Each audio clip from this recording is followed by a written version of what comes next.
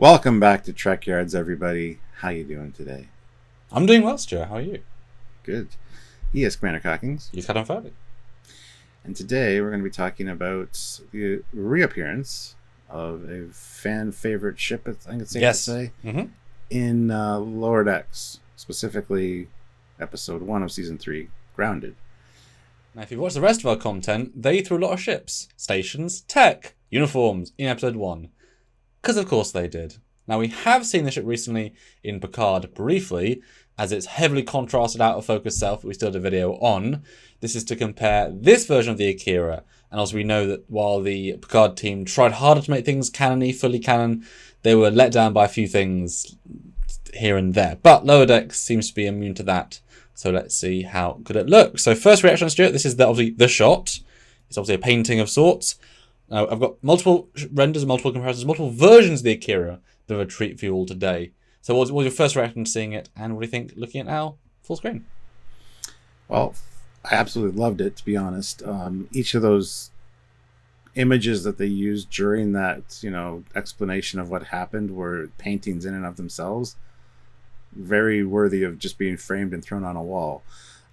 So seeing it was fantastic, and just to have it shown again, because the Akira is such a, like I said, a fan favorite ship. A lot of people really love this design, and yes, use the ships that are in the universe. Perfect. And it looked really good to me. It kind of had like artistic license, I think, with some of the way it was done, but just with the quality, like I said, everything was like a painting, so it was they were all kind of but different. Still a Lower Deck style painting. So I was just happy to see it. How about you?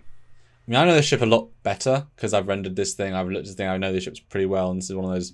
ILM made it, DS9 was given it, they tweaked it a bit to work in Lightwave, it was given to Voyager. For their episodes, they tweaked it even further because it was far closer. Egos made a version, and then we saw in Picard. So I thought it was great. I would notice a few things that are differently, and there's a few ships actually where they change a couple of little things that I might have to get my modelers to then make, like tweak my current version to make the additions. Now say, now this is the post-Nemesis version, because I mean some of these things are actual like deliberate changes, and we'll get into them. But no, I liked it a lot. It's, I mean, as you said a second ago, there is 30, 40 ship classes they could use that would still be around this era that we know of.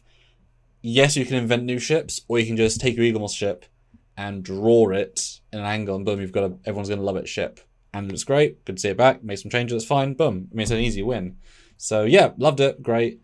The first shot though is a comparison, and I've tried to match it as I can with the original Industrial Light and Magic First Contact version as converted by DS9.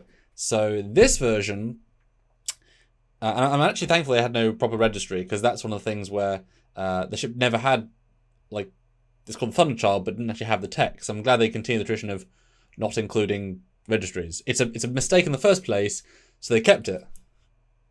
But DS9 never showed registries. This is the one time they did pretty much version. They have got the brown physics strips. I think this is the version they inspired most. The warp grills and facades are out the right colours. Elements are about all the same. But thoughts now you look at them side by side. Always impressed with the quality and the attention to detail that they put in Lower Deck stuff. I'm glad they didn't hang a lantern on a ship registry number or name. Kind of leave it anonymous like that. And yeah, following the tradition of them never really having them. Thought that was great. Didn't notice that until you started talking about it. Well, I do think the phaser flare is a little bit too high.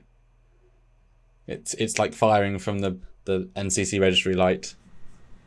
Well, no, so it's moving at really fast, as you can tell by the stars. So when they fired, that was 1 frame ago. So it's moved since the flash of light. And yet the ship's entirely without motion blur.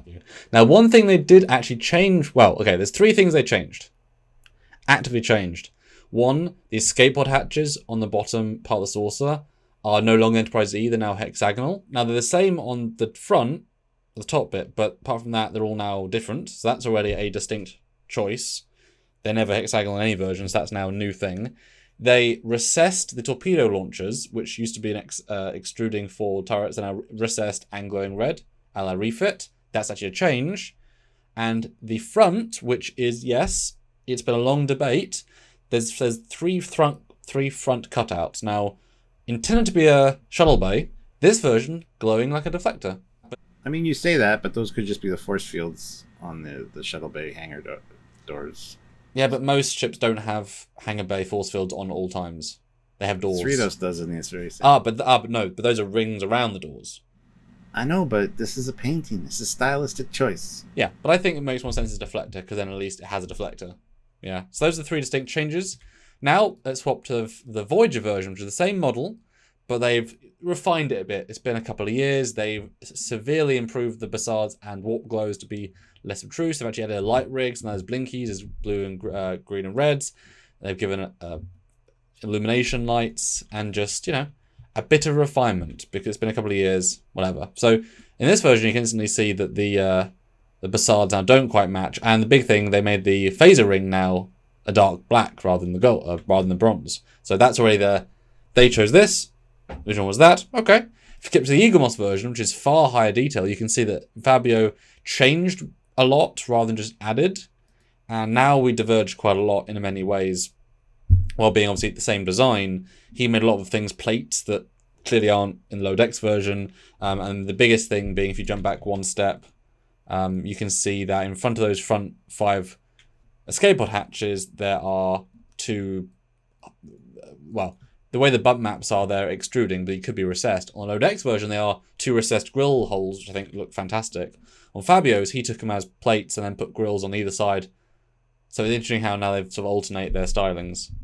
Much more different, but of course it is, because it's Fabio made it for 3D printing for mass consumption. The other one has almost no details. But interesting to see the 3 versions together. And then here is the 4 side by side. It's first in inclination in DS9, it's second in Voyager, it's third in Eaglemoss and Picard, same geometry, and then Lower Deck. So it is actually unique in several ways.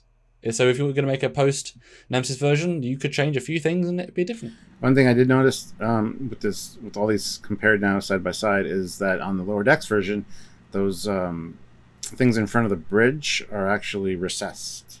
Yeah, quite a bit more than any of the I other like ones, that though. I think that looks really nice. I do too. It's kind of a punchy detail. I like it. Yeah, like Fabio's has a lot more overarching big plates, and they're a bit obnoxious in my opinion because they're just too big and raw. I like that single edition for Low Decks. I think that suits it really well. Oh, and they got more windows. Actually, they put a few more windows in the either side of the registry. There's a darker plate bulk, and they put windows there too. And they've sleeked them. Done. Oh, interesting. Yeah, a few differences. Interesting, and different windows on the bridge dome. That panel you're talking about, them sleeking out and adding windows to, right above that, there's the 3 little whatever. They've been moved forward and look different. I mean, this is nice. These aren't mistakes. These are choices. Plenty of reference. I mean, they could literally get the Eaglemoss model and see, etc. So yeah, no, I'm very happy, and I've always quite liked the red glow of the torpedoes. It's infrequently used. A Voyager had it, but most people didn't. It tells you that they're torpedoes.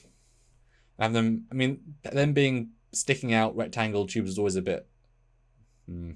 So I like them better, I think, as a recessed red glowing. Yeah, I like it. I do prefer the bronze of the phaser. I think there's so little color on the ship that does. Same thing with the deflect. If it's deflector, it does create more points of color, which I do think add to the design. So yeah. So as we tend to say quite a bit here, Mike McMahon and team, you guys did amazing work. Thank you so much for bringing the Akira into one of your shows. Hopefully we get to see it again, maybe in action, in motion, doing something. And yes, we caught what you did. Yes. But guys, if you like this video, please hit that like button. Don't forget to subscribe to the channel so you don't miss any of our content. And to make doubly sure you don't miss any of our content, hit that notification bell icon to all to get notified when we do lives and stuff as well. And there's lots of ways to help us out, but being a part of the community is the biggest one. I mean, honestly, join the channel either on Patreon or on YouTube. Both similar, but Patreon is great because it covers our base costs. We love to see that number be as high as it can be, whereas YouTube's great because it means you get to interact with us directly on the channel, etc. So it depends if you want to be passive or active. Love it. Or super chatting, as you said. That's mega important, or one-time donation at PayPal at trekyards@hotmail.com, or just keep watching these videos. And if you like either us or the Akira class, do a super thanks, because that comes into our pot as well, and we need this to live. So if you can, please do. If you can't, like, subscribe, and comment, because who knows, Mike may just watch this if he loves the Akira 2 as much as we do. And if you all say, wow, good job, Mike, he'll be like, I did good. And he did do good. Yeah. So, yeah. Not that he drew it, but, his team. So until next time, guys, he's Commander Cockings. He's Captain Foley. We'll see you Bye, later. guys.